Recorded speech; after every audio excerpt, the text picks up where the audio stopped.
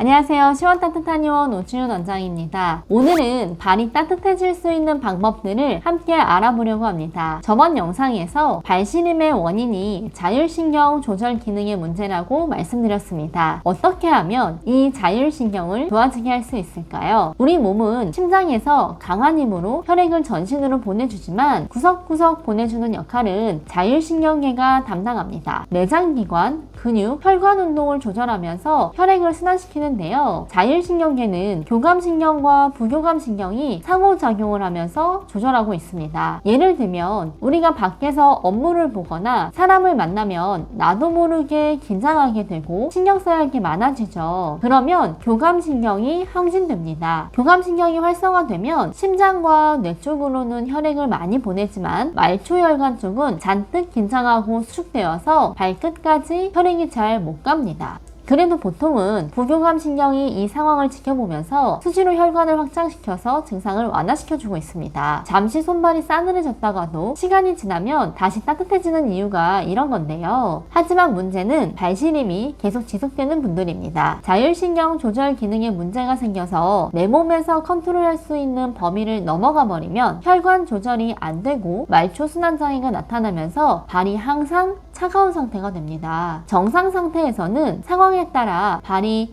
따뜻했다, 차가웠다 할 수 있지만 자율신경에 문제가 생기기 시작하면 차가워진 상태에서 조금 덜했다, 심했다를 반복하게 되고 자율신경 기능이 많이 떨어지게 되면 아예 차가워져서 발이 따뜻해져 본 적이 없다 이런 상태까지 오게 됩니다. 그러면 발이 따뜻해지려면 어떻게 해야 할까요? 자율신경이 건강해져야 되겠죠. 말초 혈액순환이 잘 안 되면 발시림뿐만 아니라 붓기도 잘 생기거든요. 종아리, 다리 전체가 잘 붓게 됩니다. 그리고 혈액이 제대로 못 가니까 쥐도 잘 나고요. 그래서 자율신경이 좋아지면 발시림, 다리 붓기, 종아리 쥐도 함께 좋아질 수 있습니다. 그러면 자율신경이 좋아지는 방법을 함께 알아볼게요. 발이 따뜻해지는 방법 첫 번째는 걷기입니다. 앞에서 말씀드렸던 것처럼 교감신경이 잔뜩 긴장하더라도 부교감신경이 제대로 작동되고 있으면 긴장이 잘 풀어지는데요. 부교감신경이 저하되어 있으면 혈관의 긴장이 잘 안 풀리게 됩니다.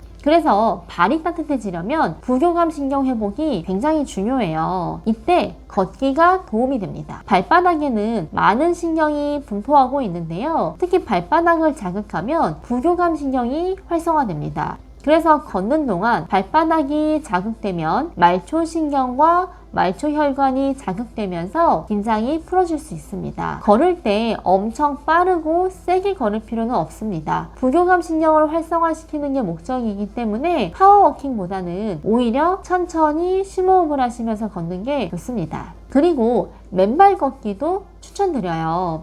요즘에 맨발 걷기가 주목받는 이유 중에 하나가 어싱 효과인데요. 어싱은 맨발로 땅과 직접 접촉하여 접지하여 나타나는 효과를 의미합니다. 우리 몸이 살아가기 위해 만들어지는 에너지는 산소를 사용해서 만들어내는데요. 근데 이때 산소를 태우는 과정에서 활성산소라고 하는 산소 찌꺼기가 만들어집니다. 이 활성산소는 모든 세포에서 만들어질 수밖에 없는데 이게 염증, 노화, 암을 일으킨다고 밝혀진 거예요. 그래서 이 활성산소를 줄여주는 게 좋은데요. 이때 어싱이 도움이 되는 거죠. 활성산소는 우리 몸에서 플러스 양전환을 띠고 있는데 우리 몸이 땅과 닿으면 접지가 되면서 땅에 있는 마이너스 음전환을 띠는 자유전자가 우리 몸으로 들어와서 활성산소를 중화시켜 준다는 겁니다. 이걸 어싱이라고 해요. 그래서 땅과 직접 닿을 수 있는 방법으로 맨발 걷기가 나온 겁니다. 물론 최근에는 활성산소의 긍정적인 효과도 알려지고 있어서 무조건 없애는 게 아니라 적재적소에 자연스럽게 필요한 곳에 가 있는 게 건강하다는 이야기도 나오는데요. 즉 순환 기능이 좋아야 한다는 겁니다. 그래서 맨발 걷기뿐만 아니라 걷기 자체도 순환 기능을 매우 활성화시켜 줄 수 있기 때문에 도움이 될 수 있습니다. 두 번째는 조교과 발 마사지입니다. 발을 풀어주는 건 자율신경에 굉장히 도움이 됩니다. 특히 발시림 환자분들은 발에 말초혈관이 잔뜩 수축되어 있기 때문에 수시로 풀어주는 게 좋은데요. 제가 환자분들에게 많이 추천드리는 것 중에 하나가 족욕입니다. 족욕은 어렵게 생각하지 마시고 잠시 발을 따뜻한 물에 담그고 있으면 됩니다. 욕실 바가지에 발목까지 올 정도로 따뜻한 물을 받아주세요. 온도는 약간 뜨겁다 할 정도도 괜찮습니다. 그리고 변기에 앉아서